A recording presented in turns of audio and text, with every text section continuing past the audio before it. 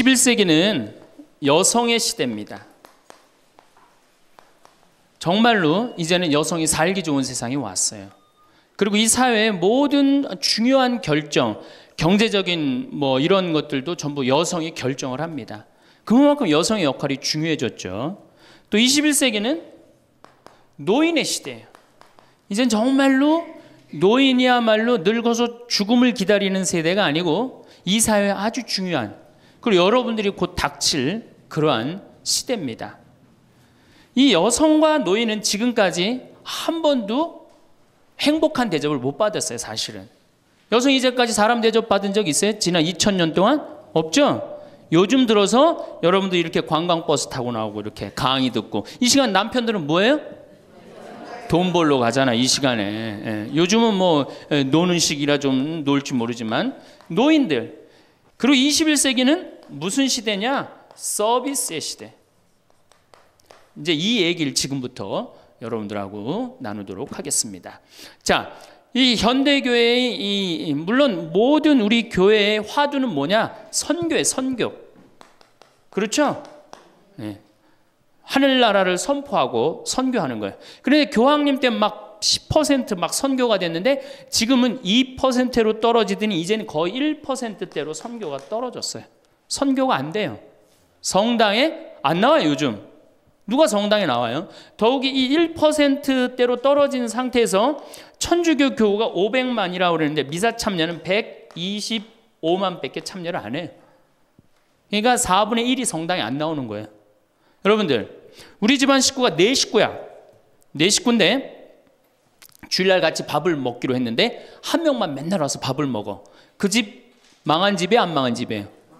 망한 집에 우리 천주교가 지금 신부들이 숫자가 없어갖고 교우들 많이 오는 게 그래도 잘 된다고 생각하지만 통계적으로 보면 망한 거예요.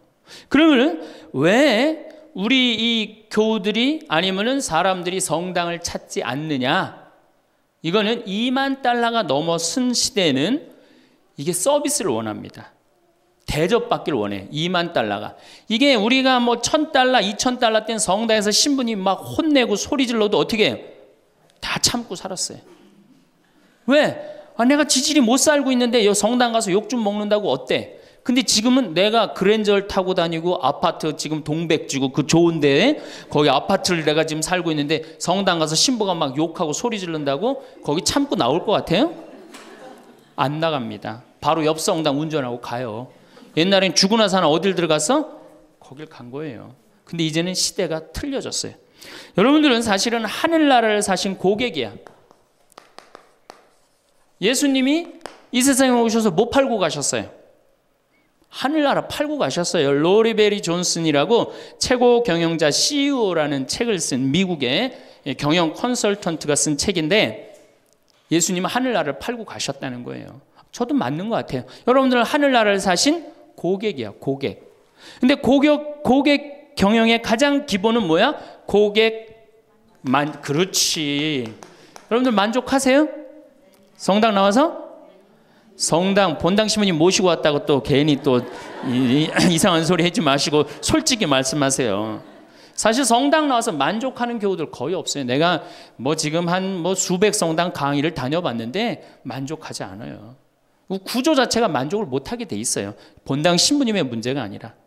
이제 고객 경영의 다음은 고객 감동이야. 성당 나와서 감동 받아요? 더 못 받지. 감동 무슨 감동이야.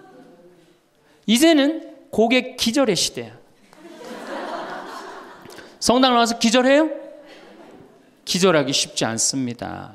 그런데 여러분들 핸드폰 회사에서 10년 전에 처음에 핸드폰을 내놓을 때 선전 하나가 저는 생각이 나요. 어떤 여성이 핸드폰을 이렇게 목에 걸고 막 자기 이 핸드폰에서 36화음이 막 나오는 거야. 너무너무 좋아. 그래갖고 앞에 전보산 때를 못 봐요. 전보산 때 못 받고 전보산 때 부닥쳐서 기절을 합니다. 그 컨셉이 뭐냐 하면은 우리 핸드폰 쓰면 기절시켜 주겠다. 그거거든. 그래갖고 단일 품목으로 1위에 올라섰어요. 그러니까 이게 고객을 기절시켜줘야지 고객이 그 물건을 쓴단 말이야. 성당에도 어떻게 해야 돼? 기절해야지 성당에 많이 나오는 거예요. 근데 우리 수원교구, 내가 수원교구 신부지만은 수원교구 사실 만족, 감동, 기절할 일이 없어요. 서울에서 막 인구가 막 밀려갖고 툭하면 본당 분가야. 그래갖고 내가 성당을 정말로 열심히 줬어. 상하성당을 열심히 줬어. 아니 사실 신갈성당부터 시작해줘. 신갈성당을 열심히 줬어. 그래갖고 열심히 져갖고 이제 근데 열심히 신앙생활을 해야 되겠다. 그런데 갑자기 어느 날 본당 신부가 본당 분가. 근데 재수없이 신갈성당에 속해서 산 게 아니라 내가 살고 있는 데가 상하구역이야. 그럼 어떻게 돼요? 또 내야 돼. 그래갖고 또 한 5년 열심히 줬어. 근데 열심히 줬는데 내가 또 이사를 갔는데 돈 모았고 이사를 갔는데 그 와중에 동백으로 갔는데 거기서 또 성당을 또 짓는다고 신축금을 내라 그래. 고객 기절이 아니라 고객 짜증이에요. 여러분들 돈 있는 교우들은 그나마 열심한 교우들은 냅니다. 근데 돈 없는 교우들은 한 번 못 내고 두 번 못 내면 다음에 어때요? 나중에 나오지 뭐. 나중에 돈 생기면 그다음에 내가 나오지. 그리고 떠나요. 그게 10%예요. 한 번 질 때마다 떠나는 인원이 10%예요. 그러니까 개신교는 한 번 지면은 어때요? 또 신축금 냅니까? 안 냅니까? 안 내요. 죽을 때까지 내가 여기 다니면 되는 거예요. 근데 우리 천주교는 내가 그냥 이사 가는 데마다 그냥 성당 짓는데 골라서 가는 교우들도 있어. 그러니까 한 교우가 5 성당 짓는 교우들도 많아요. 그래서 저한테 그러는 교우들 많아요. 신부님 제가 앉은 자리에서 5개 졌습니다. 참 이게 참 어려운 일이죠. 5개 성당 지면 평생 신축금만 냈다는 거예요. 정말 우리 교우들을 우리 이 성당에서 정말로 고객 대접을 하느냐. 우선 용어부터가 기분 나빠요. 용어가 신자야, 신자. 믿을 신의 놈자자를 써요. 믿는 놈들이다. 이거 믿는 놈들이다. 천주교 공식 기도문이 뭐냐면 신자들이 바치는 빵과 포도주를 받아달라고 그래요. 신자들이. 그러니까 믿는 놈들이 바치는 빵과 포도주를 받아달라. 그래도 여러분들 좋다고 열심히 미사 참여하는 거 보면 신기해. 천주교 교우들. 개신교는 성도예요. 성도. 여러분들 거룩한 물이야. 벌써 믿는 놈들 여러분하고 성도 여러분하고 기분이 어때요? 성도가 훨씬 기분 좋을 거 아니에요. 그렇죠? 불교는 불자야. 부처님의 아들 자자를 씁니다. 부처님의 아드님들. 그러니까 불자님 이게 가능합니다. 그렇죠? 성도님, 거룩한 무리 여러분님 가능하죠? 신자님 가능해요? 믿는 놈들한테 무슨 놈자를 님자를 붙여요. 그러니까 이 불자님들은 감동을 받는 거예요. 절에 가면 스님이 얼마나 잘해줘요. 정말로 감동을 받죠. 그러니까 이 불자들은 시주를 하면은 100만 원에서 1000만 원 정도 합니다. 한 번 하면 정말 이렇게 해요. 시주 한 번 하면 보통 뭐 영산제 49제 같은 거 지낼 때요 1000만 원, 2000만 원 다 해요. 성도님들은 10,000원에서 한 10만 원 정도 합니다. 헌금을 하면. 믿는 놈들은 1,000원만 하면 되는 거예요. 그러니까 우리 교우들 헌금 안 낸다고 욕하고 혼낼 거 하나도 없다. 교우들을 헌금을 많이 내게 하려면 어떻게 하면 된다? 기절시켜주면 된다. 기절. 고객 감동을 시켜주면 된다는 얘기예요. 그 예수님의 그 경영 기법의 기본은 서비스예요. 사실은 서비스. 이게 굉장히 중요합니다. 예수님은 이 세상에 오셔서 유행어가 있으셨어요. 입만 열면 하시는 말씀이 사랑해라가 아니었어요. 입만 열면 하신 말씀이 뭐냐 하면은 섬겨라야, 섬겨라. 너희 사이에 높은 사람이 되고자 하는 사람은 남을 섬기는 사람이 되어야 하고 으뜸이 되고자 하는 사람은 종이 되어야 한다. 사실은 사람의 아들도 섬김을 받으러 온 것이 아니라 섬기러 왔고 많은 사람을 위하여 목숨을 바쳐 몸값을 치르러 온 것이다. 마태복음 20장에 나오는 얘기예요. 사람의 아들도 뭐하러 왔어? 서비스하러 왔다는 얘기예요. 섬기러 왔다는 얘기예요. 23장에 보면 너희 중에 으뜸 가는 사람은 너희를 섬기는 사람이 되어야 한다. 누구든지 자기를 높이는 사람은 낮아지고 자기를 낮추는 사람은 높아진다. 마르코 복음에도 예수님이 너희 중에 으뜸이 되고자 하는 사람은 섬기는 사람이 되어야 한다. 그러니까 예수님은 이 세상에 오셔서 봉사 받으러 오신 게 아니라 뭐 하러 오셨어요?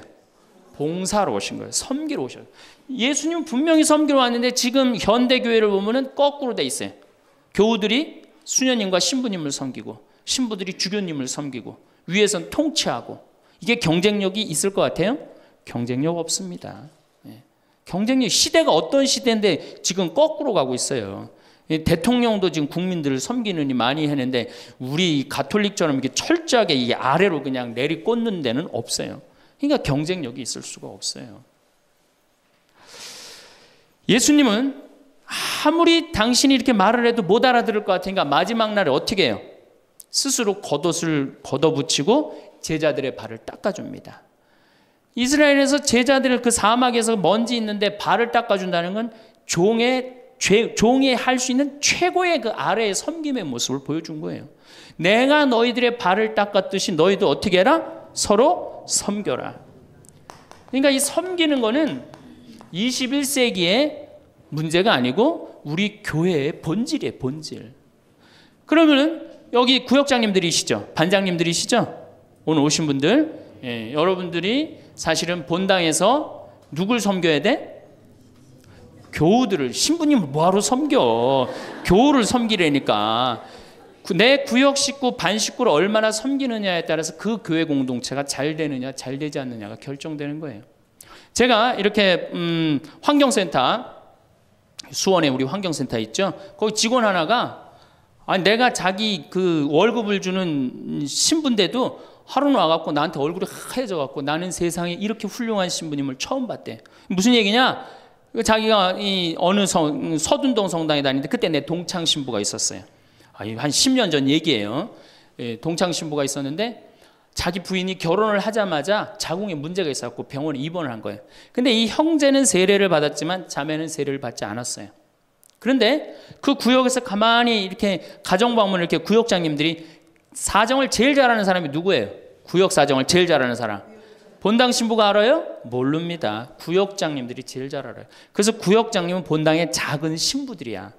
그러니까 이분들이 진짜 섬길 줄 알아야 돼. 근데 가정방문을 가보니까 그 집에 결혼을 했는데 새색시가 입원을 한 거야. 그러니까 본당 신부한테 가서 얘기를 한 거예요. 근데 그 본당 신부가 그 자매한테 형제한테 편지를 보냈어요. 형제님, 결혼하자마자 자매님이 이렇게 아파갖고 얼마나 걱정이 많으냐. 내가 우리 구역장님 통해서 병원에, 빈센트 병원에 입원해 있었으니까 병원에 방문을 시켜주고 집안도 좀 이렇게 좀 돌볼 수 있도록 하겠다. 그러니까 너무 걱정하지 말아라. 우리 교회 공동체가 자매님 건강 회복을 위해서 기도하겠다. 이 편지를 우리 직원 베드로라는 이 직원한테 보낸 거예요. 안 그래도 마누라도 아프고 막 결혼을 막 했는데 마음이 막 울적한데 그것도 본당 신부님이 편지를 보내갖고 위로를 해주니 이 고객이 감동 받겠어, 안 받겠어요? 감동 받을 수밖에 없어. 그래갖고 자기는 내 앞에서도 나는 우리 그 최 신부님을 제일 존경한다는 거예요. 이렇게 훌륭한 신부님이 어디 있냐는 거야. 이렇게 감동받고 아니나 달러 구역에서 병원에 가갖고 그 자매한테 기도도 해주고 또 집안 청소도 해주고. 그러니까 이 자매가 태어나자마자 뭐 했어요? 바로 입교했어요. 뭐 했어요? 바로 세례 받았어요. 이 자매가 세례를 받으니까 자기 친정 식구들 어떻게 돼? 당연히 따라서 세례를 받았어요. 우리가 길거리 뛰들고 나가갖고 잃은 양 찾기, 헌 양 찾기, 새 양 찾기 할 일이 아니에요. 진짜 선교 잘하려면 어떻게 하면 돼요? 감동시켜주면 돼요. 기절시켜주면은 알아서 옵니다. 근데 기절시켜줄 생각은 안 하고 어디서 뛰들르고 그냥 헌 양 찾고 새 양 찾고, 그거 교우들 피곤해 안 피곤해? 솔직히 피곤해죠? 이게 전국으로 나가는 거니까 확실하게 얘기하세요. 우리 천주교 교우들 부부싸움하고 어디 갈 데 있어요? 없죠? 여러분들 부부싸움 하면은 우리 정현석 신부님이 저기 재워줘요? 정영철 신부님 재워주세요? 사제관에 가면 재워줘요? 잤다가는 신부님도 쫓겨나고 여러분들도 쫓겨나요. 천주교는 어디 가서 잘 데가 없어요. 잘 데가. 그러니까 성당은 많이 저놀지 모르지만 교우들이 가서 쉴 데는 없단 말이에요. 영적으로 지친 교우들이. 근데 개신교는 여러분들 지금 버스 타고 여기 이 동백에서 여기까지 지금 오셨는데 여러분들은 못 느꼈지만 저는 그 길을 잘 알아요. 개신교 기도원이 10개가 넘게 여러분들 지나왔어요. 10개는 넘게. 그러니까 막 속상하고 싸우고 그러면 보따리 싸두고 어디 가요?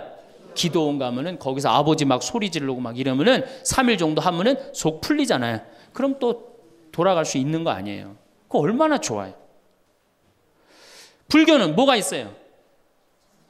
절에 가면 암자에서 다 재워줍니다. 제가 88년에 희방사라는 데를 갔었어요.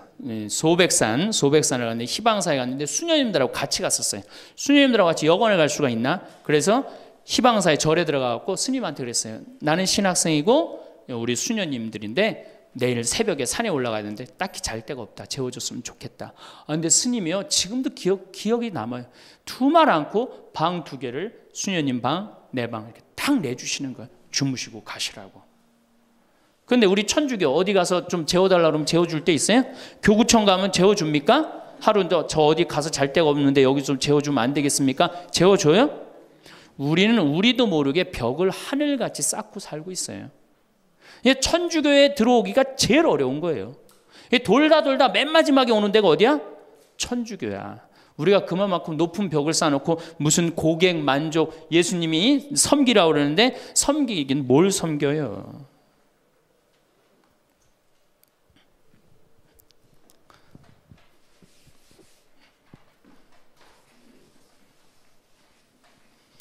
제가 그 2000년에 우리 정신부님이랑 나랑 똑같이 2000년에 정신부님 모현성당에 발령을 받았고 저는 능평성당에 발령을 받았어요.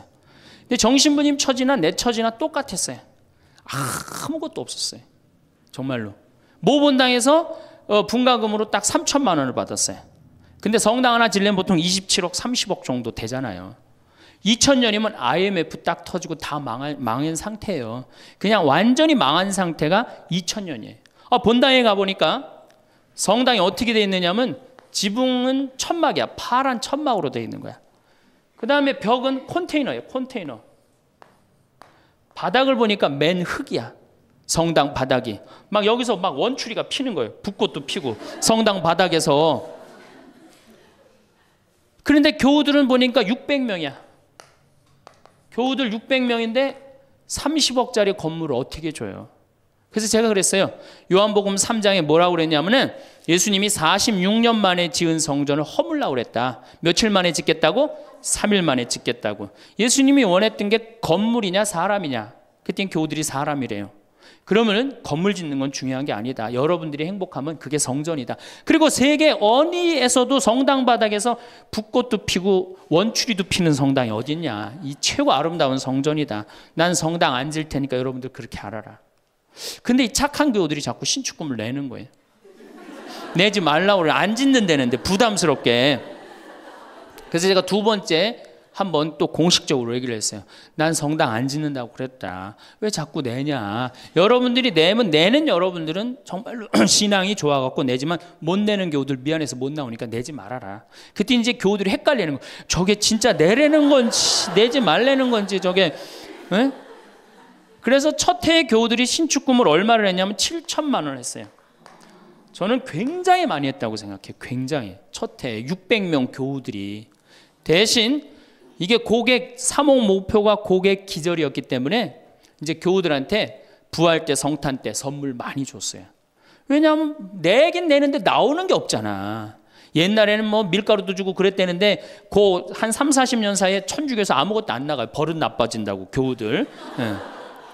그 대신 저는 제가 비누 공장 하니까 비누도 선물하고 내 동창이 우리밀 그거 운동하는 신부가 있으니까 그거 한 박스씩 다 하고 한 해는 성탄 때 너무 기분이 좋은 거예요. 그래서 오리농 쌀을 4kg짜리 한 가마를 집집이 다 선물을 했어요. 예수님 태어났으니까 태어난 날 밥 줘 먹으라고. 교우들이 막 성당은 막 지붕은 천막이고 막 여기 막 원추리도 피고 그러는데 맨날 선물 나오지. 성탄 때 밥 해 먹으라고 쌀을 선물로 주니까 교우들이 너무너무 막 전화를 하고 난리가 났어요. 신부님 너무너무 고맙다고. 그래서 제가 그렇게 고마웠냐 그랬더니 너무 고마웠대. 그럼 그 고마운 마음을 구유예물에 한번 표현해 봐라. 제가 이제 그랬어요. 그랬더니 교우들이 구유예물을 했는데 그때는 교우가 1000명이었는데 구유예물이 1700만 원이 나왔어요. 한 집에 7만 원씩 한 거예요. 기적이죠. 깜짝 놀랐어요. 저도 놀래고 교우들도 놀래고. 그래서 그 돈을 어떻게 했느냐? 아프리카에 다 보내버렸어요. 왜? 가난한 예수님 건데 성당 짓는데, 안 짓는데 성당 짓는 기금을 한다는 게 그렇잖아요. 아프리카에 다 보내버렸어요. 교우들이 행복한 거예요. 어쨌든 성당은 없어도. 그리고 제가 이제 그 봄에 가을에 이제 할머니 할아버지들을 모시고 꼭 여기 생태마을에 모시고 왔어요. 모시고 와갖고 어떻게? 주일학교들은 캠프 안 데려가도 할머니 할아버지는 2박 3일씩 내가 모시고 왔어요. 진짜 중요한, 교회에서 중요한 세대는 할머니 할아버지예요. 미사 다 채우는 사람들이 누구예요? 할머니 할아버지. 제일 중요해. 그리고 죽지도 않기 때문에 계속 중요한 세대로 남아 있어요. 계속 중요한 세대로. 그래서 이제 할머니 할아버지들을 모시고 와서 5월달 지금부터 이제 취나물 납니다. 고사리 납니다. 그럼 내가 뜯어갖고 같이 밤에 여기 모닥불 펴놓고, 며칠 전에도 만수 일동 노인대학에 와서 모닥불 펴놓고 근사하게 놀고 갔어요. 모닥불 펴놓고 고기 구워 먹고 거기서 같이 춤추고 노래하니 할머니 할아버지들이 70, 80 평생 그러본 적 있어요, 없어요? 한 번도 없는, 너무너무 행복한 거예요. 여기 또 래프팅도 제가 시켜드려요, 할머니들. 래프팅. 그래 이제 82살 먹은 스텔라 할머니가 허리가 이렇게 구부러졌는데 자기는 안 내려간다는 거예요. 왜? 아유, 신부님 난 늙고 허리도 아프고 그래서 힘도 없고 그래서 난 못한다고. 할머니 배만 타면 배가 떠내려가는 거지, 할머니 노짓는 것도 아니니까 그냥 가자. 그래갖고 이제 할머니 손을 잡고 저 래프팅장에 내려갔어요. 근데 이제 할머니들이, 할머니 할아버지 한 100분 정도 계셨는데, 이게 머리 하얀 할아버지, 머리 하얀 할머니들을 노란 하이바 씌워놓고 노란 조끼 입혀놓으니까 늙었는지 젊었는지 구분도 안 돼. 얼마나 이쁜지 몰라요. 그러고 딱 배를 타고 내려가 보니 얼마나 좋아요. 배가 두둥실 떠내려가는 것처럼 마음도 어때요? 나이 먹었다고 여러분들 감정이요, 늙었다고 감정이 없는 게 아니에요. 늙으면 늙을수록 더 감정이 더 정말로 애틋합니다. 그 할머니들 보니까 막 소양강 처녀 부르고 뭐 두만강 부르고 할아버지 배에 물 끼얹고 난리도 아니야. 이제 2시간이 지났어요. 래프팅이 끝나고 할머니가 패들이라고 그래요. 패들을 이렇게 쥐고 이렇게 허리가 구부러졌으니까 이렇게 올라왔어요. 할머니 어땠어요? 그랬더니 이 할머니 하시는 말씀이 죽어도 좋아. 그래요. 죽어도 좋아. 이 고객은 기절을 한 거예요. 이 할머니가 애들을 8을 낳는데 본당에 돌아가갖고 그랬대요. 니네들 다 모여봐라. 다 불렀대요. 죽전, 분당, 여기 사는 교우들 다, 저 아들, 딸들을 다 불렀대요. 니네들 내가 80평생 살 동안 나하고 2박 3일 놀러 가고 모닥불 피고 나하고 내 손 잡고 춤춰준 적 있냐? 없지.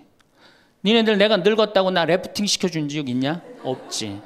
근데 우리 신부님이, 제가 지금은 40대지만 그때는 30대였거든. 30대 중반.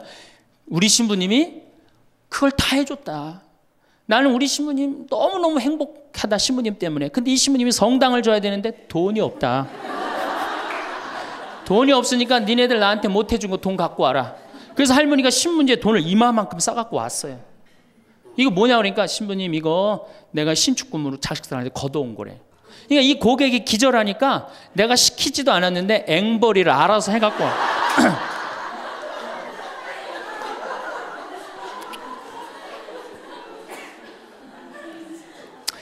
그래서 이제 교우들이 하도 성당을 짓자 난 안 짓는다 그러는데 짓자 그래서 3년 9월에 시작해갖고 4년 부활절에 성당을 다 줬어요. 9개월 만에 성당을 뚝딱 줬어요. 그리고 이제 봉헌식을 하는데 교우들이 그러는 거예요. 신부님 우리가 언제 이렇게 성당을 줬느냐고. 나도 모른다. 이렇게 기절한 상태에서 자기 주머니에 돈이 나오는지도 모르고 막 낸 거야. 깨보니까 성당이 젖은 거예요. 사실은 교우들이 행복하면 성당 짓는 거 어려운 일 아니에요. 우리 정신부님도 모현 성당 참 멋있고 깨끗하게 또 지셨는데 어떻게 또 동백으로 또 가고, 참 불쌍한 신부예요. 사실은 하나만 지면 됐지. 여러분들 조금 기절한 상태에서 좀 도와주세요. 조금 기절한 상태에서. 이렇게 성당에 나오면 행복해야 되는데 우리 천주교는 행복하지 않아요. 성당에 나가면요, 우리 컨셉은 우울이야, 우울. 개신교는 컨셉이 뭐예요? 기쁨이에요, 기쁨. 감사, 찬양, 영광, 경배, 알렐루야, 그렇죠? 아멘. 이렇단 말이야, 개신교는. 근데 우리 천주교는 이게 서비스의 정신이 없기 때문에 우울로 돌아갈 수밖에 없어요. 그러니까 우리는 주로 뭐냐면은 봄 판공, 가을 판공, 십자가의 길, 참회의 절, 양심 성찰 이런 거란 말이야. 그냥 늘 우울해. 나는 우리 교우들 참 불쌍해요. 왜 불쌍하냐면은 일주일 내내 그냥 시어머니 때문에 속이 부글부글 끓었어. 남편 때문에 부글부글 끓었어. 일주일 내내 며느리 때문에 속이 부글부글 끓었어. 그래갖고 성당에 가서 이걸 좀 풀어야 되는데, 성당 가면 어떻게 기를 죽이냐면 미사 시작 우리가 첫 전례가 뭐냐면 이 참회의 절이에요. 그래갖고 뭐라고 시키냐면 내 탓이오, 내 탓이오, 내 큰 탓이라고 그러니 이게 풀로 왔는데 이게 풀로 오는 게 다 다시 내 탓으로 다 내가 지고 다시 집에 가는 거야. 이게 미치는 거죠. 제가 한번 어느 성당에 환경 강의를 간 적이 있어요. 환경 강의를 갔는데 고해성사를 미사 전에 이제 주로 들어갔는데, 고해성사 앞에 그 고해소 앞에 양심성찰 그 항목을 쭉 적어놨는데 거의 100가지를 적어놨더라고. 뭐 주일미사 빠진 거, 뭐 교무금 떼어먹은 거, 뭐 술집에 간 거, 막 100가지 써놨어요. 보니까 내가 이렇게 들어가면서 야, 저거 보고 있는 사람들 정말 우울하겠구나, 그런 생각이 들었어요. 아니나 달라 한 형제가 딱 들어오더니 숨을 팍 쉬더니, 신부님 내가 3년 만에 성당에 왔는데 저거 앞에 보니까 안 걸리는 게 없다. 그중에 특별히 6번, 27번, 65번이 걸린다는 거예요. 이놈 100가지 중에 그걸 내가 어떻게 알아. 6번이 무슨 죄인지. 그래서 내가 보석으로 2번, 6번, 8번 하라고 그랬어요.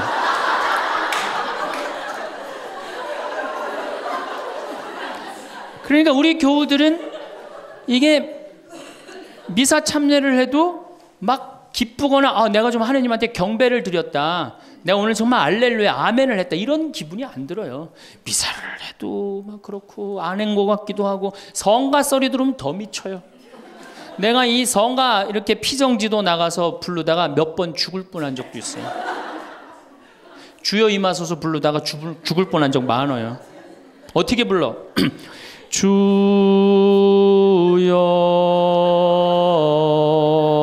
임하. 언제 숨 쉬어야 돼 이거? 이러니 죽는 거지. 이러니까 죽는 거지. 여러분들 개신교 이거 4분의 3박자로 불러요. 개신교. 주여 임하소서 내 마음에 암흑에 헤매는 한 마리 양을 태양과 같으신 사랑에. 얼마나 좋아. 근데 우리는 이거를 어떻게 부르냐면 청승을 떨면서 불러. 청승. 태양과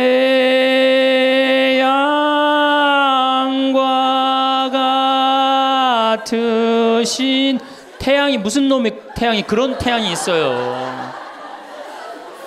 성가하고 나면 힘들어. 막 기쁜 게 아니라.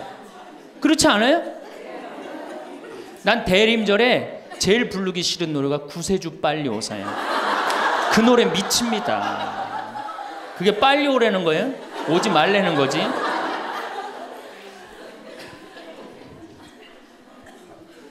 주일학교 아이들을 보면은 참 불쌍해요. 왜 불쌍하냐면 주일학교 아이들이 여름신앙학교를 해요. 그럼 얼마나 신나, 여름신앙학교를 하면은. 그래갖고 막 성당에서 티도 주고 간식도 주고 율동도 배우고. 뭐 6학년 애들은 별로 안 좋을지 모르지만 유치부 1, 2, 3학년 애들은 너무너무 신나잖아요. 그러니까 방학을 해가자마자 주일학교 한다고 성당을 막 쫓아갔어. 성당에 월요일날 이제 주일학교 여름신앙학교 하는 첫날 첫 프로그램이 뭐냐면은 참회의 절이 참회의 절. 애들을 다 유치부부터 6학년까지 다 앉히고 갑자기 불을 끕니다. 성당불을 다 꺼요. 그리고 초 2개만 딱 켜놓고 주일학교 선생님이 양심성찰을 하자고 그래요. 양심성찰을 갖고 이제 주일학교 선생님이 읽기 시작합니다. 뭐라고 읽어? 유치부부터 6학년까지 앉혀놓고 나는 엄마 몰래 헌금 1,000원 중에 500원을 떼어먹었어. 이러면요 유치부 애들이 눈꼬리가 막 올라가요. 저걸 어떻게 알았지? 내가 헌금 떼어먹은 걸? 난 엄마 몰래 오락실을 갔습니다. 이게 괴로운 거예요. 애들도 괴로운 거예요. 애들도 우울 컨셉으로 이제 성장하기 시작하는 거죠. 이렇게 6년 동안 하면요, 애들이 무슨 생각할 것 같아요? 6년 동안 하면은 여러분들이 잘 하셔야 돼요. 6년 동안 맨날 참회절하고 돈 떼어먹고 오락실 가고 성당 안 나가고 부모에게 불호 효도한 놈이 6학년 딱 졸업할 때 무슨 생각을 하냐면, 그래, 나 같은 죄인은 이제 더 이상 성당 나갈 수가 없어. 나는 주일학교 졸업하는 동시에 성당 안 나올 거야. 죄인들은 다 떨어져 나가요. 그러니까 주일학교가 1000명이면 중고등학교는 몇 명으로 줄어들어? 100명으로 줄어들어요. 900명의 죄인은 다 떠난 거예요. 나머지 100명은 이제 성당에 그래도 나오는데, 얘네들은 어떤 애들이냐?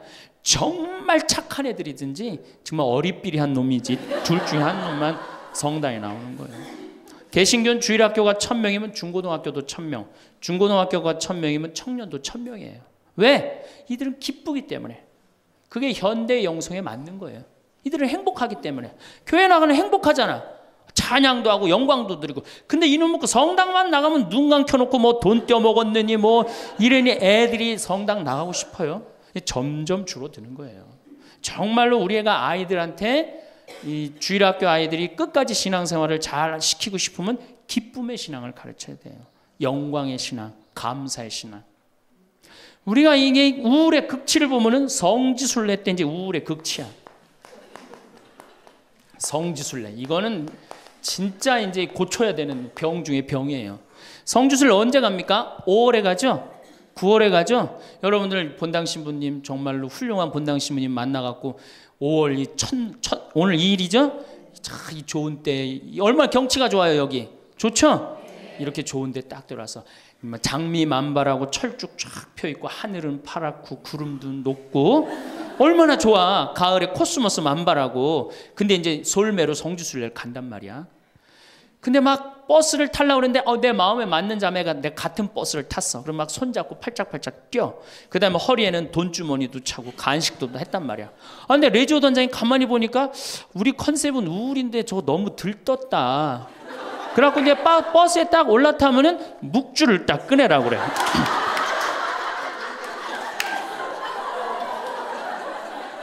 묵주를 꺼내라고 꼭 고통의 신비를 꼭 해요. 그리고 난 다음에 뭐 예수님 뭐 피땀 흘리심을 묵상합시다. 뭐 가시관 쓰심을 묵상합시다. 뭐 두들겨 맞으심을 묵상합시다. 십자가에 올라가심을 묵상합시다. 내려오심을 묵상합시다. 이걸 오단하고 나면요, 무슨 코스모스 만발하고 장미 뭐 피는 게 어디 있어요. 지금 신부님, 저 예수님이 지금 십자가 올라갔다 내려오고 막 피땀 흘리고 그랬는데, 그런 관광버스 안이 찬물 끼얹어놓은 것 같이 조용해져요. 그러면 내가 보기엔 그것만 해도 충분한데, 또 김대원 신부님 생애를 누가 또 들고 나와서 읽기 시작을 합니다. 신부님 할아버지는 감옥에서 매 맞아 죽고, 아버지는 1839년 기회박해 때 목 잘려 죽고, 막 이런 얘기하면은 버스 아니 뭐 지금 뭐 관광버스를 탔는지, 이게 관광버스가 아니에요. 장례차가 가는 거, 장례차.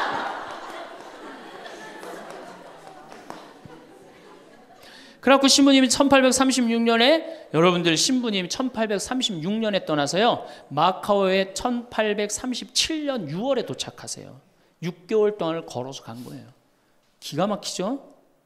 그런데 신부님 유학 중에, 신부님 1836년에 떠났으니까 아버지가 39년에 죽어요.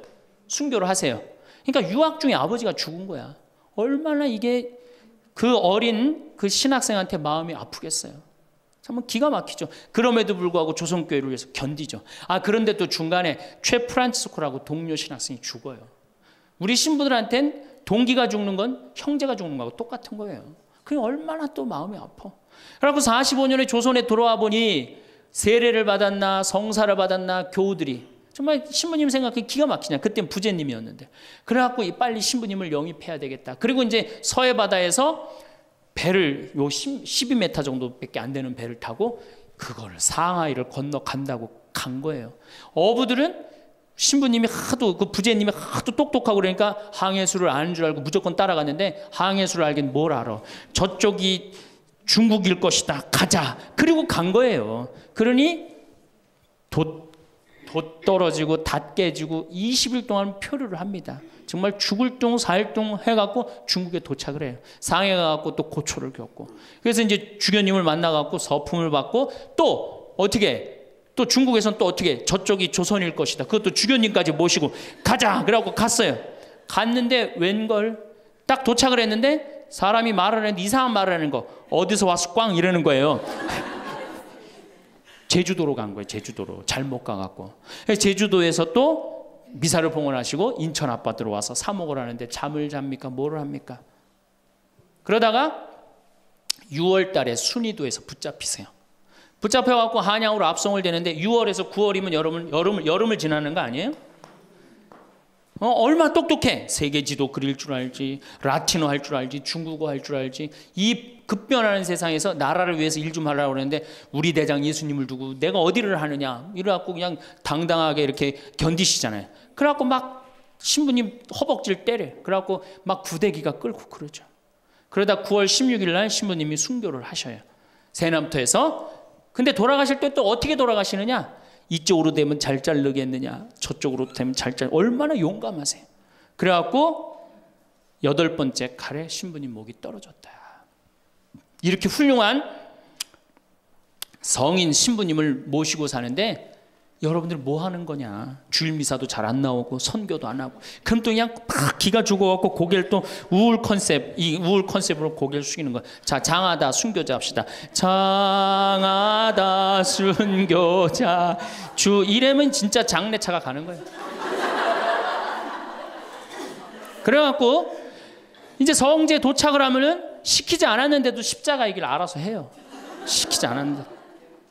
그리고 이제 밥을 먹고 나면은 레지오 단장이 미안한 거야. 그래도 1년에 한 번 관광버스 타고 나왔는데 이거 묵주기도부터 기죽이기 시작해갖고 뭐 신부님 생에 막 아버지도 죽고 할아버지도 죽고 엄마는 거지가 돼서 돌아다니고 막 장하다 순교자까지 하고 막 십자가 얘기를 하고 하늘은 파랗고 꽃은 만발한데 너무 우울해. 그럼 이제 전심 때 술을 따르기 시작합니다. 한 잔씩 먹이기 시작해요. 한 잔씩 먹이고 돌아올 때 보면요 가관이 아니에요. 분명히 갈 때는 장하다로 갔는데 올 땐 차차차로 오는 거예요.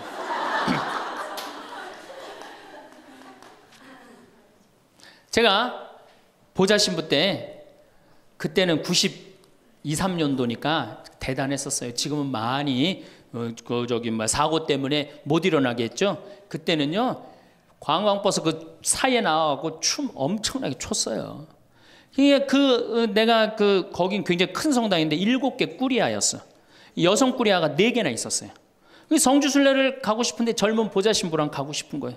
나한테 한 달을 졸르는 거 가자고. 난 가기 싫다. 왜 가기 싫으냐 그랬더니 거기 가면은 갈 땐 거룩한데 올 때는 너무 정신없어서 난 가기 싫다. 그래도 우리 단장들이 막아줄 테니까 신부님 갑시다. 그래서 제가 그럼 갑시다 하고 갔는데 갈 땐 역시 거룩하게 가더라고요. 근데 그 성당은 여러분들처럼 굉장히 젊은 성당이야. 젊은 아줌마들이 많았어요. 내리자마자 술을 소주에 박스로 그냥 먹는 거예요. 근데 딱 버스에 올라타자마자 복도에 나와서 춤추기 시작해요. 근데 저는 이해가 돼요. 1년 내내 우울했는데 딱 하루 스트레스 풀 수 있는 유일한 기회는 언제야? 성주순례 돌아오는 길. 한국 천주교 공인 다 똑같아요.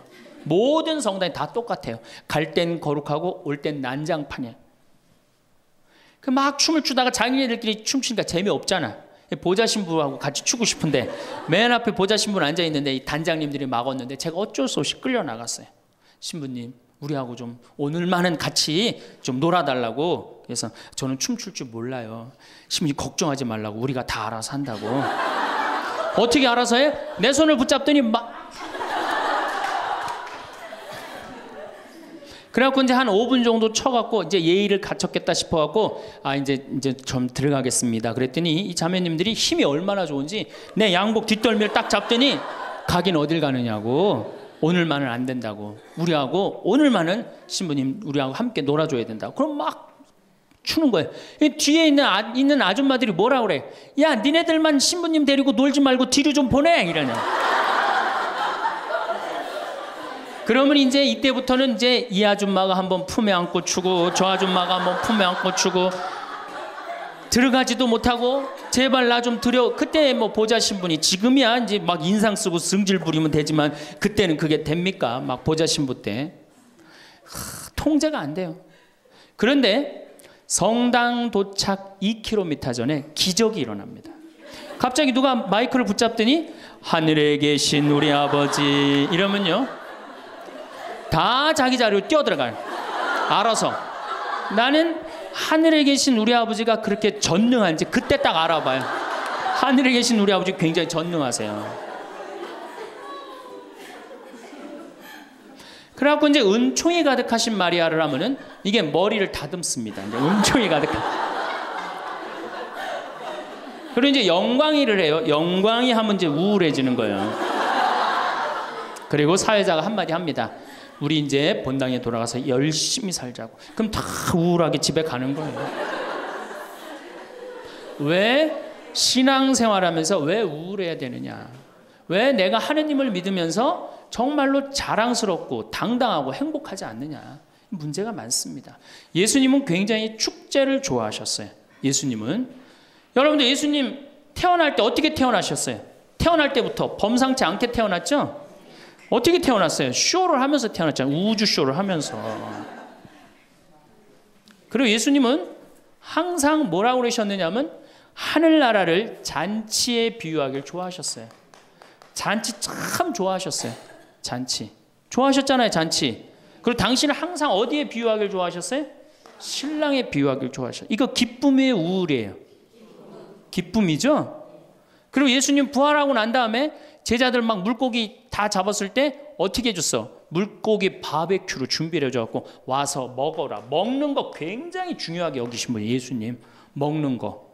예수님 뭐 바리사이나 사두가이가 예수님 보고 욕할 때 뭐라 그래? 저 사람 맨날 먹고 마신다. 맨날 먹고 마신다. 예수님은 먹고 마시는 거 무지 좋아해요. 그래서 첫 기적을 뭘로 하셔요? 가나의 혼인잔치로 하는데 뭘로 만들어? 술을 많게 하는 기적을 하잖아요. 그러니까 술로 당신의 구원 사업을 시작하신 분이에요. 예수님은 술로 시작해서 술로 끝내십니다. 어떻게? 최후의 만찬 때 술 3잔 마시고 성찬전례 제정하신 거예요. 얼마나 우리의 인간의 삶을 축복하셨어요. 그런데 2000년 동안, 그리고 예수님 뭐라 그랬어요? 행복. 구약 시대는요 전부 하지 말아요. 뭐 하지 마라, 뭐 달린 짐승 먹지 말아라, 뭐 하지 말아라, 뭐 하지 말아라, 주일 안식일 날 뭐 하지 말아라, 맨 하지 말아잖아. 근데 신약 시대 와갖고 예수님이 입을 열어 하신 첫 마디가 뭐냐면은 첫 설교, 첫 강론. 이게 굉장히 중요합니다. 첫 강론이 마태복음 5장부터 8장까지에 있는 산상설교예요. 그 산상설교의 첫 강론이 뭐냐면 진복 8단이에요. 예수님이 입을 열어갖고 하신 거는 하지 마라가 아니라 해라야, 해라. 어떻게 해라? 행복하여라 마음이 가난한 사람들, 행복하여라 마음이 온유한 사람들, 행복하여라 마음이 깨끗한 사람들, 행복하여라 슬퍼하는 사람들.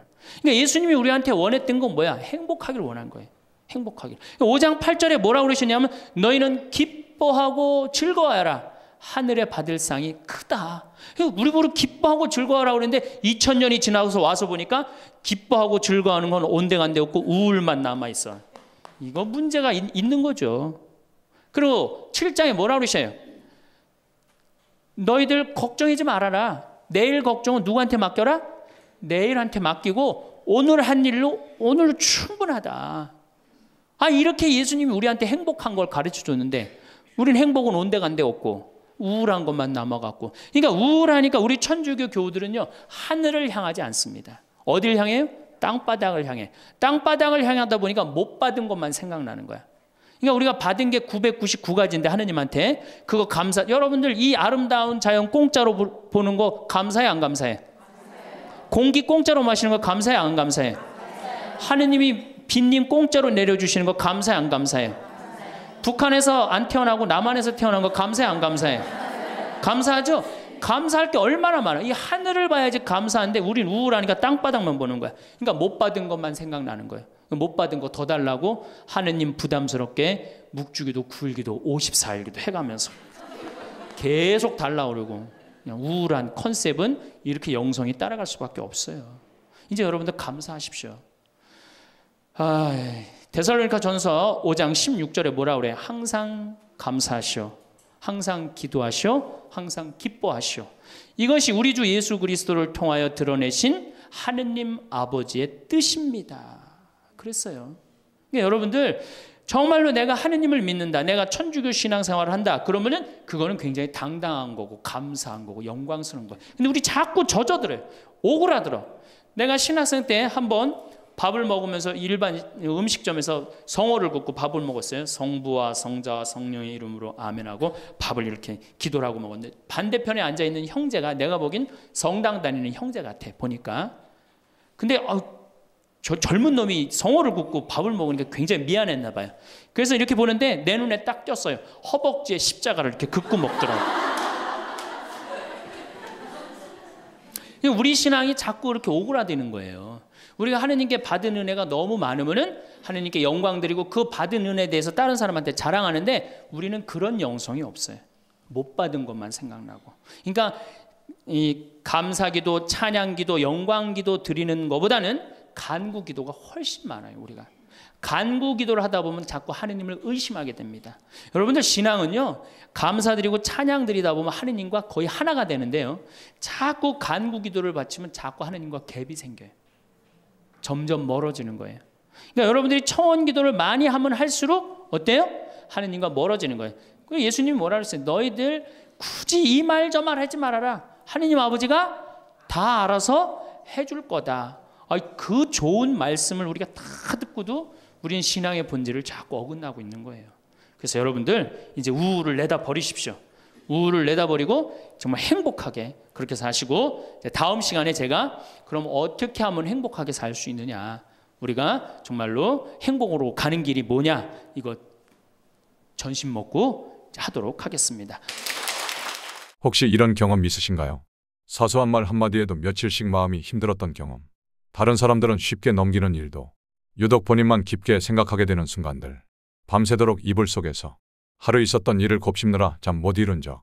서울대 심리학과 김현우 교수는 이렇게 말합니다. 예민하다는 것은 결코 단점이 아닙니다. 오히려 깊이 있는 통찰과 풍부한 감성의 근원이 될 수 있죠.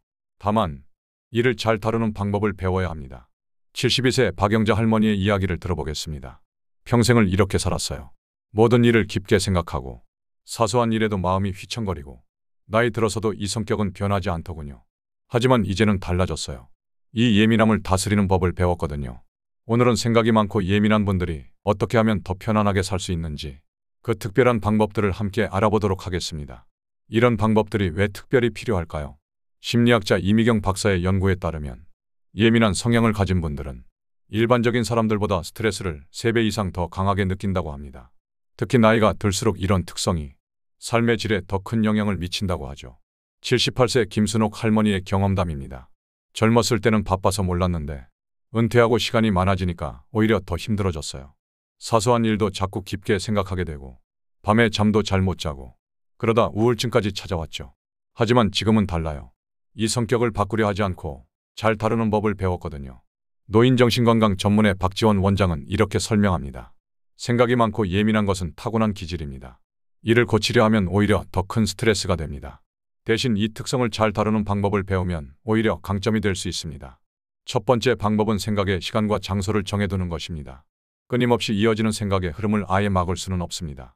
하지만 우리는 그 생각을 언제, 어디서 할지 선택할 수 있습니다. 75세 이명숙 할머니의 구체적인 방법을 들어보겠습니다. 저는 매일 오후 3시부터 4시까지를 생각하는 시간으로 정했어요. 이때는 특별히 3가지 규칙을 지켜요. 첫째, 테라스에 있는 특별한 의자에만 앉습니다. 이 의자는 오직 생각하는 시간에만 사용하죠. 둘째, 작은 노트를 준비해서 하루 동안 마음에 걸렸던 일들을 모두 적어요. 그리고 하나씩 차근차근 생각합니다. 셋째, 시계를 맞춰놓고 정확히 1시간만 생각해요. 시간이 지나면 그 생각은 거기서 끝내는 거죠. 처음에는 어려웠어요. 다른 시간에도 자꾸 생각이 나고. 하지만 스스로에게 계속 말했죠. 지금은 생각하는 시간이 아니야. 오후 3시에 생각하자. 라고요. 한 달 정도 지나니까 신기하게도 몸이 적응하더라고요. 이제는 다른 시간에 고민이 떠오르면 자연스럽게 오후 3시를 기다리게 됩니다. 81세 김영수 할아버지의 방법은 더욱 체계적입니다. 저는 공원에 특정 벤치를 정해두고 매일 아침 8시부터 8시 30분까지만 생각을 해요. 이때도 순서가 있습니다. 먼저 5분 동안은 눈을 감고 깊은 호흡을 합니다. 그리고 10분 동안 제 고민을 작은 수첩에 적어요. 다음 10분은 그 고민들 중 정말 중요한 것과 그렇지 않은 것을 분류합니다. 마지막 5분은 오늘 실천할 수 있는 작은 해결책을 한 가지씩 정하는 거예요. 이렇게 정해진 시간, 정해진 장소, 정해진 순서대로만 생각하니까 다른 시간에는 마음이 한결 가벼워졌어요. 30분이 지나면 수첩을 닫고 그 벤치를 떠나는 순간 모든 고민도 거기 두고 오는 거죠. 두 번째 방법은 마음의 신호등 시스템을 만드는 것입니다. 우리의 예민한 감정을 완전히 없앨 수는 없지만 이를 관리하는 체계적인 시스템을 만들 수 있습니다. 77세 박순자 할머니의 구체적인 방법을 들어보겠습니다. 저는 매일 아침 거울을 보며 제 마음의 상태를 체크해요. 마치 신호등처럼 세 단계로 나누는 거죠. 예를 들어 제 마음이 매우 예민하고 감정적인 날이면 그날은 빨간불이에요. 이럴 때는 절대로 중요한 결정을 내리지 않아요. 약속도 가능한 피하고 집에서 조용히 시간을 보내죠. 따뜻한 차를 마시면서 좋아하는 음악을 듣기도 하고 일기장에 제 감정을 솔직하게 털어놓기도 해요. 그리고 약간 불안하고 걱정이 되는 날은 노란불이에요. 이럴 때는 꼭 산책을 나가요. 걸으면서 깊은 숨을 쉬고 마음에 걸리는 일들은 모두 수첩에 적어두죠. 저녁에 다시 검토하기로 하고 그 순간에는 최대한 그 생각에서 벗어나려고 해요. 마지막으로 마음이 안정되고 평온한 날은 초록불이에요. 이때는 미뤄뒀던 일들을 처리해요. 불편했던 사람에게 전화도 하고 어려운 결정도 이때 내리죠. 새로운 계획을 세우는 것도 이럴 때만 해요. 이렇게 하니까 신기하게도 제 감정을 좀 더 잘 다룰 수 있게 됐어요. 매 순간 제 마음 상태가 어떤지 알게 되니까 그에 맞게 행동할 수 있더라고요. 세 번째 방법은 잠들기 전 생각 정리 시간을 갖는 것입니다. 생각이 많은 사람들이 가장 힘들어하는 시간이 바로 밤 시간입니다. 이불 속에서 오늘 하루 있었던 일들이 계속 떠오르면서 잠을 이루기가 힘들어지죠. 81세 김영자 할머니는 이 문제를 이렇게 해결하셨습니다. 저는 매일 밤 9시부터 10시까지를 생각 정리 시간으로 정했어요. 우선 따뜻한 물로 발을 씻으면서 시작해요. 발을 씻으면서 오늘 하루 있었던 일들을 하나씩 떠올리죠. 그리고 침대 옆에 있는 작은 노트에 그날 있었던 일들을 모두 적어요. 특히 저는 세 가지로 나눠서 적는데요. 먼저 오늘 하루 동안 마음에 걸렸던 일들을 적어요. 그 다음은 내일 해결해야 할 일들을 쓰고 마지막으로 감사했던 순간들을 꼭 적어두죠. 처음에는 마음에 걸리는 일만 자꾸 생각났는데 이렇게 의도적으로 좋았던 일을 찾다 보니 점점 긍정적인 것들이 더 많이 보이더라고요. 그리고 중요한 건 10시가 되면 무조건 노트를 덮는다는 거예요. 노트를 덮는 순간 저는 마음속으로 말해요. 오늘의 생각은 여기까지. 이제 푹 쉬자라고요. 그러면 신기하게도 마음이 한결 가벼워져서 잠이 더 잘 오더라고요. 네 번째 방법은 걱정에게 이름을 붙여주는 것입니다. 79세 최영수 할아버지의 재미있는 방법을 들려드리겠습니다. 제가 늘 걱정이 많았는데 어느 날 재미있는 생각이 들었어요. 자꾸 찾아오는 걱정들을 마치 오래된 친구처럼 대하기로 한 거죠. 예를 들어 건강에 대한 걱정이 찾아오면 아, 김서방이 또 왔구나 하고 말을 걸어요. 돈 걱정이 시작되면 박서방이라고 부르고 자식 걱정은 이서방이라고 이름을 붙였죠. 그러다 보니 재미있는 일이 생겼어요. 밤에 잠자리에 누웠는데 걱정이 찾아오면 아, 김서방, 오늘은 좀 늦었네. 근데 나 이제 잘 거니까 내일 다시 와요라고 말하게 되는 거예요. 웃기죠? 하지만 이렇게 하니까 걱정이 그렇게 무섭지만은 않더라고요. 처음에는 가족들이 제가 혼자 중얼거리는 걸 보고 이상하다고 했어요. 하지만 지금은 가족들도 제 걱정 친구들을 다 알아요. 며느리가 아버님, 오늘은 김서방님이랑 티타임 하셨어요? 라고 농담도 하죠. 그러다 보니 걱정이 조금 달라졌어요. 예전에는 걱정이 절 짓눌렀다면 이제는 제가 걱정을 바라보는 느낌이랄까요. 마치 오래된 친구를 대하듯 거리를 두고 바라볼 수 있게 된 거예요. 다섯 번째 방법은 감정을 글로 쓰되 규칙을 정해놓는 것입니다. 76세 이순자 할머니의 이야기를 들어보실까요? 저는 매일 일기를 쓰는데요. 특별한 규칙이 있어요. 그냥 감정을 쏟아내기만 하면 오히려 더 힘들어지더라고요. 그래서 저만의 방식을 만들었죠. 우선 A4 용지 반 장만 써요. 더 쓰고 싶어도 절대로 넘기지 않죠. 그리고 꼭 세 단락으로 나눠요. 첫 단락에는 오늘 있었던 일과 그때의 감정을 완전히 저희 관점으로 솔직하게 씁니다. 예를 들어 며느리가 한 말에 서운했다든지 친구와 다툰 일이라든지 정말 솔직하게 다 써요. 두 번째 단락에서는 그 일을 다른 관점에서 바라보려고 해요. 며느리도 나름의 사정이 있었을 거라든지 친구도 그럴 만한 이유가 있었을 거라든지 이렇게 다른 시각으로 보려고 노력하는 거죠. 그리고 마지막 단락에는 꼭 해결책이나 다짐을 적어요. 내일은 며느리와 차라도 한잔 마시면서 이야기를 나눠보자든지 친구에게 먼저 연락해보자든지 처음에는 이게 너무 형식적이라고 생각했는데 이렇게 하다 보니 제 생각이 정리가 되더라고요. 그리고 시간이 지나서 다시 읽어보면 그때 그렇게 힘들었던 일들이 지금은 별거 아닌 것처럼 느껴질 때가 많아요. 여섯 번째 방법은 운동과 호흡을 통해 생각을 멈추는 것입니다. 82세 박명진 할아버지가 들려주시는 방법이 참 특별합니다. 저는 생각이 너무 많아질 때마다 몸으로 빠져나오기를 해요. 이름부터 재밌죠? 제가 직접 지은 이름인데 말 그대로 머리에서 몸으로 의식을 옮기는 거예요. 예를 들어 밤에 이불 속에서 자꾸 생각이 꼬리에 꼬리를 물면 일단 침대에서 일어나요. 그리고 천천히 걷기 시작하는데 이때 중요한 건 발바닥의 감각에 집중하는 거예요. 오른발이 바닥에 닿을 때의 느낌, 왼발이 떨어질 때의 느낌. 이렇게 발바닥 감각에만 집중하다 보면 복잡했던 생각이 자연스럽게 잦아들더라고요. 또 하나는 창문을 열고 깊은 숨을 쉬는 건데 이것도 특별한 방법이 있어요. 들이마실 때는 지금이라고 생각하고 내쉴 때는 여기라고 생각하면서 숨을 쉬는 거예요. 지금, 여기, 지금, 여기 이렇게요. 처음에는 어색했지만 계속하다 보니 이게 습관이 됐어요. 요즘은 제 머릿속에 복잡한 생각이 들기 시작하면 몸이 알아서 걷기 시작하더라고요. 참 신기하죠? 일곱 번째 방법은 사람과의 관계에서 경계선을 정하는 것입니다. 75세 김순옥 할머니의 경험을 들어보시죠. 예민한 성격 때문에 인간관계가 늘 힘들었어요.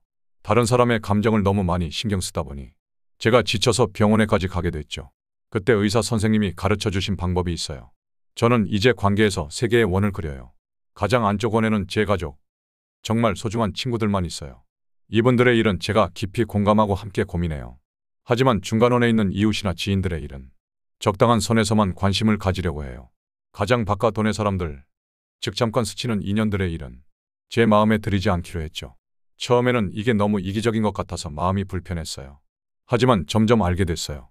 모든 사람의 감정에 깊이 관여하는 것은 그들에게도 저에게도 좋지 않다는 걸. 오히려 제가 건강한 선을 지킬 때 더 좋은 관계가 만들어지더라고요. 요즘은 누군가 제게 고민을 이야기할 때 먼저 생각해요. 이분이 어느 원에 있는 사람인지, 그리고 그에 맞는 적절한 거리를 유지하죠. 그러니까 신기하게도 사람들과의 관계가 더 편안해졌어요. 여덟 번째 방법은 하루를 작은 조각으로 나누어 살아가는 것입니다. 83세 장미숙 할머니의 이야기를 들어보세요. 저는 예전에 늘 미래를 걱정하느라 현재를 못 살았어요. 다음 주는 어떡하지? 다음 달에는 뭐가 생기지? 이런 생각들로 늘 불안했죠. 그러다가 우연히 스님의 강의를 듣게 됐는데 그분이 하루를 8조각으로 나누어 사세요라고 하시더라고요. 처음에는 무슨 말씀인지 몰랐는데 실천해보니 정말 달라졌어요. 아침 6시부터 9시까지가 첫 번째 조각이에요. 이때는 오직 아침 운동과 식사에만 집중해요. 다음 9시부터 12시까지는 두 번째 조각. 이때는 집안일과 장보기만 생각하죠. 이렇게 하루를 조각으로 나누고 지금 이 조각에서 해야 할 일만 생각하다 보니 미래에 대한 걱정이 점차 줄어들더라고요. 지금 이 3시간은 정원을 가꾸는 시간. 그럼 정원 가꾸는 것만 생각해요. 내일 일은 내일의 조각에서 생각하면 되니까 이제는 하루하루가 더 충실해진 것 같아요. 예전처럼 미래를 걱정하느라 현재를 놓치는 일도 없고요. 매 순간 지금 이 조각에만 집중하다 보니 사는 게 한결 편해졌어요. 아홉 번째 방법은 마음을 비우는 시간표를 만드는 것입니다. 78세 황영자 할머니가 들려주시는 이야기입니다. 저는 매주 수요일을 마음 비우는 날로 정했어요. 그날은 어떤 약속도 잡지 않고 전화도 최소한으로만 해요. 그리고 저만의 특별한 시간표대로 움직이죠. 아침에 일어나면 가장 먼저 집안의 창문을 모두 활짝 열어요. 맑은 공기가 들어오는 것처럼 제 마음도 활짝 열린다고 생각하면서요. 그리고 찬물로 세수를 하는데 이때 어제까지의 모든 걱정을 물과 함께 씻어낸다고 생각해요. 그리고 가장 편한 옷을 입고 동네 뒷산에 가요. 그곳에 작은 벤치가 있는데 거기 혼자 앉아서 새소리도 듣고 바람 소리도 듣고 아무 생각도 하지 않으려 해요. 생각이 들면 구름이라고 생각하고 흘러가게 두는 거예요. 점심은 꼭 혼자 먹어요. 시장에서 제일 좋아하는 반찬을 사서 천천히 음식 맛에만 집중하면서 먹죠. 오후에는 좋아하는 꽃을 한 송이 사서 제 방에 놓아요. 그리고 저녁에는 일기를 쓰는데 이날만큼은 고민이나 걱정이 아닌 그날 본 예쁜 것들만 적어요. 이렇게 일주일에 하루만이라도 마음을 완전히 비우니까 다른 날들도 한결 가벼워졌어요. 마지막으로 10번째 방법은 생각을 음악으로 바꾸는 것입니다. 81세 이정호 할아버지의 독특한 방법을 들려드리겠습니다. 제가 젊었을 때 바이올린을 조금 배웠어요. 그런데 은퇴하고 나서 문득 그 바이올린이 생각나더군요. 다시 시작했는데 이게 제 인생을 바꿨어요. 처음에는 그냥 취미로 시작했는데 어느 날 제가 특별한 걸 발견했어요. 머릿속이 복잡하고 생각이 많아질 때 그 감정을 음악으로 표현하기 시작한 거예요. 화가 날 때는 격한 곡을 연주하고 우울할 때는 느린 곡을 연주하면서 신기하게도 그 감정을 음악으로 표현하고 나면 마음이 한결 가벼워지더라고요. 말로는 표현하기 힘든 복잡한 감정들이 음악으로는 자연스럽게 흘러나가는 것 같았어요. 요즘은 아침에 일어나면 제일 먼저 바이올린을 켜요. 어제의 걱정들을 음악으로 날려보내는 거죠. 밤에 잠들기 전에도 짧게 연주를 하는데 그러면 머릿속의 생각들이 음악과 함께 사라지는 것 같아요. 처음엔 가족들이 걱정했어요. 이 나이에 무슨 바이올린이냐고. 하지만 지금은 달라요. 손주들이 할아버지 오늘은 기분이 좋으시네요. 연주가 밝아요. 라고 말할 때면 이렇게 행복할 수가 없어요. 마지막으로 인천에 사시는 84세 정미자 할머니가 깊은 통찰을 들려주셨습니다. 오랜 시간이 걸렸지만 이젠 깨달았답니다. 예민한 것은 결코 단점이 아니라는 것. 오히려 세상을 더 깊이 느끼고 더 섬세하게 이해할 수 있는 선물이라는 것을요. 다만 이 선물을 잘 다루는 법을 배워야 했던 거죠. 생각이 많은 건 마치 깊은 강물과 같아요. 그 물을 잘 다스리면 풍요로운 삶이 되지만 다스리지 못하면 우리를 힘들게 하죠. 요즘은 제가 예민한 걸 탓하지 않아요. 대신 제 마음을 좀 더 잘 보살피는 법을 배웠죠. 그랬더니 신기하게 이 나이에도 날마다 새로운 평온함을 느끼게 되네요. 우리 모두에게는 각자의 방법이 있을 것입니다. 오늘 소개해드린 방법들을 시작으로 여러분만의 특별한 방법을 찾아보시면 어떨까요? 다음 영상에서는 이러한 방법들을 더 구체적으로 실천하는 법을 알아보도록 하겠습니다. 감사합니다.